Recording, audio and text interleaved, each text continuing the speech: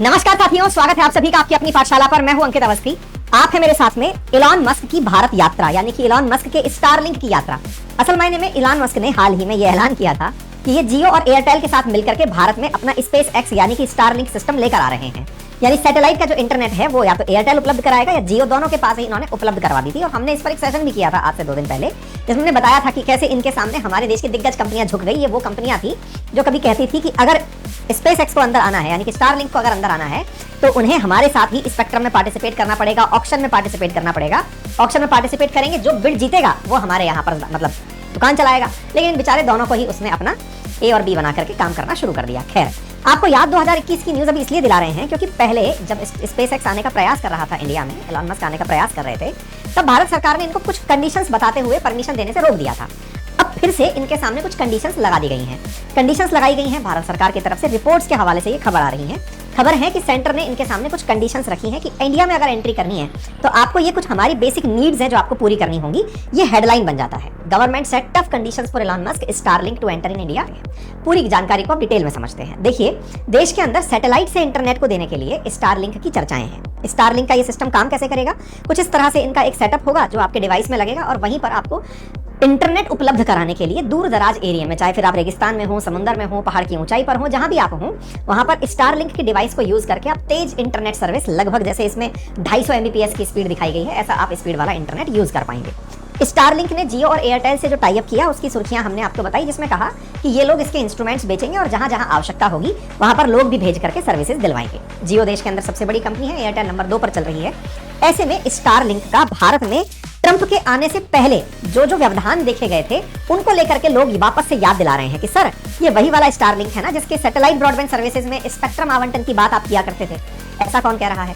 ऐसा अपोजिशन की तरफ से सवाल उठाया गया। जयराम रमेश जी ने कहा कि बड़ा ही हास्यास्पद है कि जब अमेरिका में ट्रंप का शासन नहीं था उस समय तक इलॉन मस्क के लिए कंडीशन ये थी कि आप आएंगे तो पहले स्पेक्ट्रम में आप पार्टिसिपेट करिए, ऑक्शन में पार्टिसिपेट करिए। अचानक आपको जैसे ही वहां पर ट्रंप को खुश करने का मन किया तो आपने सोचा ट्रंप को खुश करने का तरीका है इलॉन मस्क को खुश करना। तो इलॉन मस्क को खुश करने के लिए भारत सरकार ने अपनी दोनों ही जो कंपनी है, बड़ी कंपनी, उनसे कहा कि आप उसकी सर्विसेज को शेयर करना शुरू कर दीजिए। तो बोले ये तो एक तरीके से उसको खुश करने के लिए प्रयास हो गया ना। यही बात CPIM ने रखी कि भाई जब न्यायालय के द्वारा ये कहा जा चुका है कि हमारे देश में इंटरनेट सर्विसेज बकायदा ऑक्शन के माध्यम से दी जानी चाहिए, स्पेक्ट्रम का आवंटन जो है वो ऑक्शन के माध्यम से होना चाहिए, तो आप लोग विदाउट ऑक्शन ये काम कैसे कर रहे हैं? ठीक है, तो अपोजिशन की तरफ से ये सवाल इनके सामने रखा गया। अब ये ऑक्शन की क्या कहानी है? असल मायने में जो भी हम लोग इंटरनेट यूज करते हैं, इंटरनेट यूज करने की कुछ रेडियो फ्रिक्वेंसीज होती हैं और उन पर्टिकुलर रेडियो फ्रिक्वेंसीज को भारत सरकार के द्वारा अलॉट किया जाता है कि आप इन रेडियो फ्रिक्वेंसीज को आप यूज कर सकते हैं और इनको यूज करके आप इसका खरीद बिक्री कर सकते हैं। स्टारलिंक के केस में रेडियो फ्रिक्वेंसीज का अलोकेशन नहीं हुआ, डायरेक्ट उठा करके जियो और एयरटेल के साथ उसे भेज दिया गया कि तुम जाइए और जाकर के इनके साथ काम कर लीजिए। हालांकि सरकार ने अपनी तरफ से आगे से कोई बात अभी तक नहीं बोली थी, लेकिन हुआ क्या, देश के जो IT मिनिस्टर हैं अश्विनी वैष्णव जी, इन्होंने एक ट्वीट कर दिया और वो ट्वीट था Starlink welcome to India will be useful for remote area railway project. अब जब इन्होंने ये जानकारी लिखी, हालांकि इनका ये ट्वीट मात्र 15 मिनट के बाद ही इन्होंने डिलीट कर दिया, लेकिन जब देश के केंद्रीय मंत्री के द्वारा जो स्टारलिंक पर कंडीशंस लगाएंगे उनके द्वारा ही अपनी इस जानकारी को साझा करके डिलीट किया गया, तो लोगों ने कहा कि पहले तक थोड़ी बहुत गुंजाइश इस बात की थी कि स्टारलिंक ने जियो और एयरटेल से कनेक्शन किया होगा कि मैं आप लोगों के साथ आना चाहता हूं, या तो सरकार खुद ही लेकर आई है, ये बात समझ में आ जाती है। सरकार ने उसका वेलकम ऐसे किया, जो ऑक्शन देने वाले थे वो वेलकम कर रहे हैं।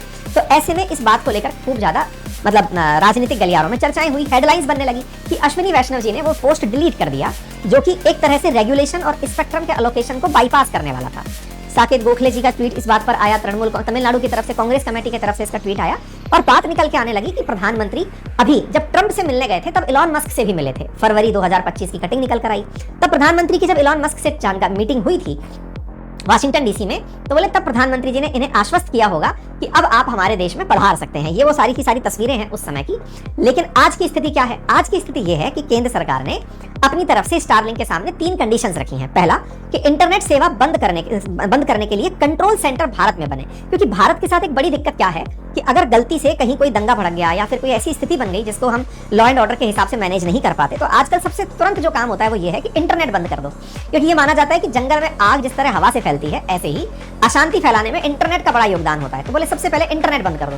तो इंटरनेट सेवा बंद करने के लिए जो कंट्रोल सेंटर है वो भारत में बनाइए। दूसरी बड़ी बात, अगर सुरक्षा एजेंसी आपसे कहे कि हमें कॉल इंटरसेप्ट करना है, क्योंकि सैटेलाइट सर्विसेज के साथ दिक्कत क्या है कि इन पर कंट्रोल रखना बड़ा मुश्किल काम है, तो ऐसे में कॉल इंटरसेप्ट की सुविधाएं जो सुरक्षा एजेंसीज हैं उनके पास रहनी चाहिए। नंबर तीसरा, अगर सैटेलाइट के जरिए विदेश में कहीं कोई कॉल हो रहा है तो वो टेलीकॉम ऑपरेटर के माध्यम से होगा। ऐसा नहीं कि सैटेलाइट से सैटेलाइट आप कॉल मिला दिए, तो ऐसे में उस पर चेक एंड बैलेंस रखना मुश्किल हो जाएगा। ये 3 शर्तें अभी फिलहाल के लिए मीडिया में तैर रही हैं। सबसे ज्यादा चर्चा कंट्रोल सेंटर की है। कंट्रोल सेंटर की क्यों है?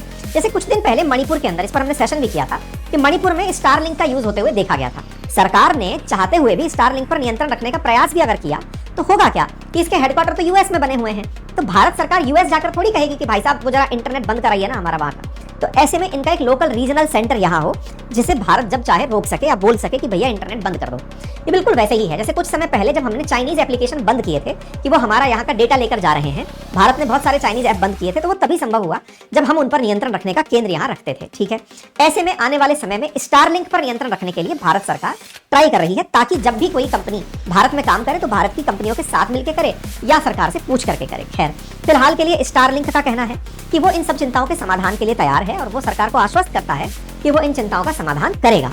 इसी बीच में सबसे बड़ा पॉइंट निकल कर आ रहा है कि वो ऑक्शन का क्या हुआ। तो कहा जा रहा है कि ट्राई कुछ ऐसा प्लान कर रही है कि वो 5 साल के लिए इन्हें सैटेलाइट की परमिशन दे दे।